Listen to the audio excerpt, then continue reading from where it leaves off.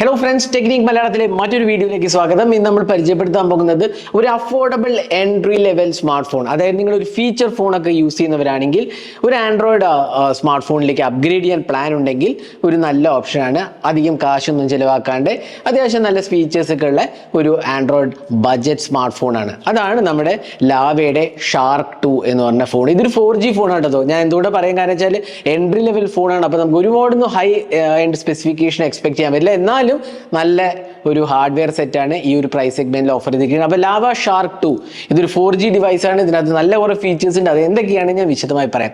അപ്പോൾ അൺബോക്സിംഗ് തുടങ്ങുന്നതിന് മുമ്പായിട്ട് ഈ ചാനൽ ആദ്യമായിട്ടാണെങ്കിൽ ആ സബ്സ്ക്രൈബ് ബട്ടൺ പ്രസ് ചെയ്ത് അതുപോലെ തന്നെ ബെൽ ഐക്കൺ ക്ലിക്ക് ചെയ്യുമ്പോൾ നിങ്ങൾക്ക് എല്ലാ വീഡിയോസിന്റെയും നോട്ടിഫിക്കേഷൻ കൂടെ ലഭിക്കുന്നതാണ്. അപ്പോൾ ആദ്യം തന്നെ നമുക്ക് ഇതൊന്ന് പെട്ടെന്നൊന്ന് അൺബോക്സ് ചെയ്തിട്ട് വരാം, എന്നിട്ട് ബാക്കിയുള്ള വിശേഷങ്ങൾ പറയാം. അപ്പോൾ ഇതാണ് നമുക്ക് കിട്ടുന്ന ബോക്സ് പാക്കേജ്. അപ്പോൾ ഇതിൽ നമുക്ക് ഷാർക്ക് 2 എഴുതി ചെയ്യണം. അതേപോലെ 50 MP AI camera, IP54 rating ഉണ്ട് എന്നുള്ളത് ഒരു പ്രത്യേകതയാണ്. കാരണം ബഡ്ജറ്റ് സെഗ്മെന്റിലൊന്നും ഈ പ്രൈസ് സെഗ്മെന്റിലൊന്നും സാധാരണ IP റേറ്റിംഗ് ഒന്നും വരാറില്ല. IP54 ഉണ്ട്, dust and water resistance.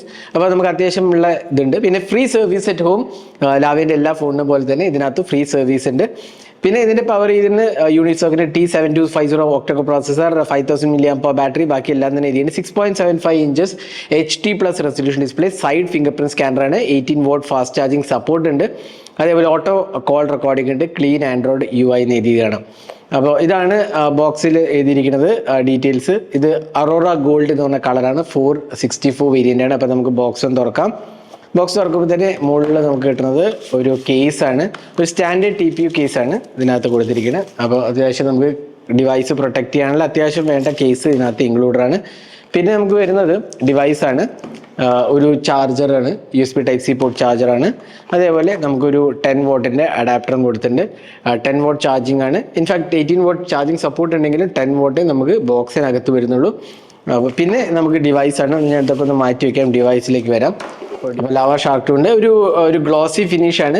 50 MP AI camera ആണ്. പിന്നെ ലാവേൻ്റെ ബ്രാൻഡിങ് ആണ്. ഇവിടെ സൈഡിൽ പവർ ആൻഡ് വോളിയം കീസ് കാണാം. ഈ പവർ ബട്ടൺ തന്നെയാണ് ഫിംഗർ പ്രിന്റ് സ്കാനറായിട്ട് ആക്ട് ചെയ്യുന്നത്. ഇവിടെ സിം ട്രേ കാണാം.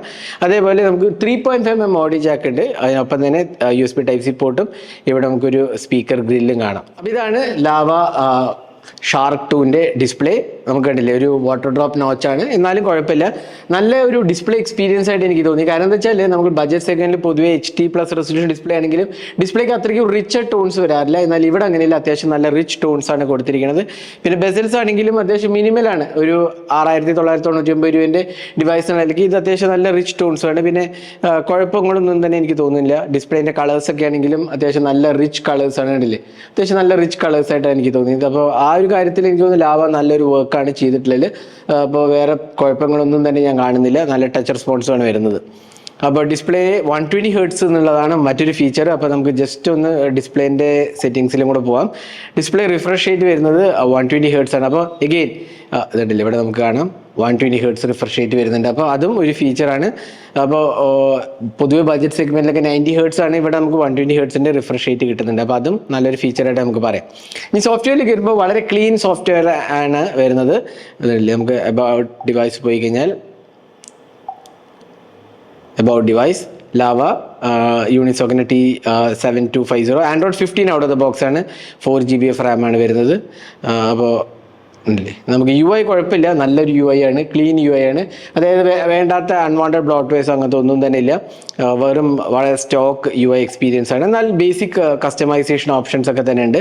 പിന്നെ ഇവിടെ നമുക്ക് ബ്ലോട്ട്വെയർസിൻ്റെ കാര്യം പറയുകയാണെങ്കിൽ ഒരു ബ്ലോട്ട്വെയർ പോലും ഇല്ല എന്ന് വേണമെങ്കിൽ പറയാം. കാരണം ഗൂഗിളിൻ്റെ ആപ്സും വേറെ ലാവേൻ്റെ ആപ്സും മാത്രമേ ഉള്ളൂ. വേറെ തേർഡ് പാർട്ടി ആപ്സ് ഒന്നും തന്നെ ഇല്ല. ക്ലീൻ സോഫ്റ്റ്വെയർ എക്സ്പീരിയൻസ് ആണ് ലാവ ഓഫർ ചെയ്തിരിക്കുന്നത്. അതുകൊണ്ട് തന്നെയാണ് ഞാൻ നേരത്തെ പറഞ്ഞ പോലെ ലൈറ്റ് വെയ്റ്റ് UI ആണ് ഇതിനകത്ത് ഓഫർ ചെയ്തിട്ടുള്ളത്. അപ്പോൾ ഇതാണ് software experience. Again 1 year of android അപ്ഡേറ്റ്സും 2 years ഓഫ് സെക്യൂരിറ്റി പാച്ചും ഇതിനൊപ്പം തന്നെ പ്രോമിസും ചെയ്തിട്ടുണ്ട്.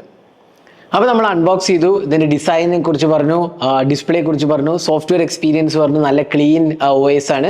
അതിനൊപ്പം തന്നെ 1 വർഷത്തെ ആൻഡ്രോയിഡ് അപ്ഡേറ്റും 2 വർഷത്തെ സെക്യൂരിറ്റി പാച്ചും 6999 രൂപയ്ക്ക് കിട്ടുന്നുണ്ടെന്നുള്ളത് മറ്റൊരു ഫീച്ചറാണ്. ഇനി പെർഫോമൻസിലേക്ക് വരാം. ഇത് പവർ ചെയ്തിരിക്കുന്ന സോക്കറ്റിൻ്റെ T7250 ഒക്ടോ പ്രോസസ്സറാണ്. എഗെയിൻ ഒരു എൻട്രി ലെവൽ ചിപ്പാണ്.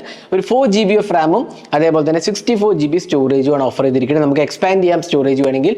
4GB അതേപോലെ വെർച്വൽ റാമിലേക്ക് ലേക്ക് 8 GB വരെ എക്സ്പാൻഡ് ചെയ്യാം നമുക്ക്. അപ്പോൾ അത്യാവശ്യം ഡീസെന്റ് ഹാർഡ്വെയർ വരുന്നുണ്ട്. അഗെയിൻ നമ്മൾ ആലോചിക്കേണ്ടത് ഇതൊരു ഫീച്ചർ ഫോണിൽ നിന്ന് ആൻഡ്രോയിഡ് സ്മാർട്ട് ഫോണിലേക്ക് വരുന്നവർക്കാണ് കൂടുതൽ പ്രിഫേർഡ് ചെയ്യുക, അല്ലെങ്കിൽ മേ ബി സെക്കൻഡറി സ്മാർട്ട് ഫോണൊക്കെ ആയിട്ട് വെറും കോളിംഗ് ഒക്കെ യൂസ് ചെയ്യാൻ വേണ്ടി, എന്നാൽ അത്യാവശ്യം ബേസിക് ആയ സ്മാർട്ട് ഫോൺ ഫംഗ്ഷനാലിറ്റി ഒക്കെ യൂസ് ചെയ്യാൻ വേണ്ടിയിട്ടൊക്കെയുള്ള ഒരു നല്ല എൻട്രി ലെവൽ സ്മാർട്ട് ഫോൺ എന്നതിലേക്ക് പറയാം. പിന്നെ പെർഫോമൻസ് കാര്യത്തും ലാഗ് ഒന്നുമില്ല, കാരണം എന്താ വെച്ചാൽ ഇത് ഹെവി UI അല്ല, അത്യാവശ്യം നല്ല സ്മൂത്ത് UI ആയതുകൊണ്ട്, ബ്ലോട്ട് ഫേസ് ഒന്നും ഇല്ലാത്ത UI ആയതുകൊണ്ട് തന്നെ അത്യാവശ്യം നല്ല പെർഫോമൻസ് നമുക്ക് എക്സ്പെക്ട് ചെയ്യാൻ പറ്റും. ബഡ്ജറ്റ് സെഗ്മെന്റിലെ ആ ഒരു പെർഫോമൻസ് നമുക്ക് തീർച്ചയായിട്ടും എക്സ്പെക്ട് ചെയ്യാം. ഞാൻ യൂസ് ചെയ്തിട്ട് ലാഗ് ഒന്നും കണ്ടില്ല. അപ്പോൾ അത് നല്ലൊരു കാര്യമായിട്ട് ഡെഫിനറ്റ്ലി പറയാം.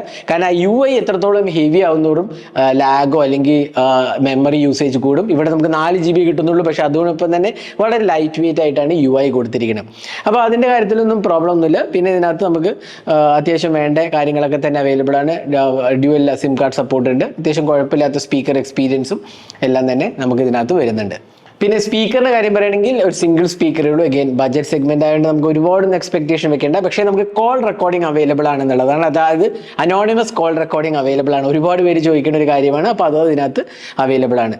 അപ്പോൾ ഇതാണ് പെർഫോമൻസിന്റെ കാര്യം പറയുകയാണെങ്കിൽ വേറെ ഇഷ്യൂസ് ഒന്നും തന്നെ ഞാൻ ഫേസ് ചെയ്തിട്ടില്ല, കുഴപ്പമില്ല.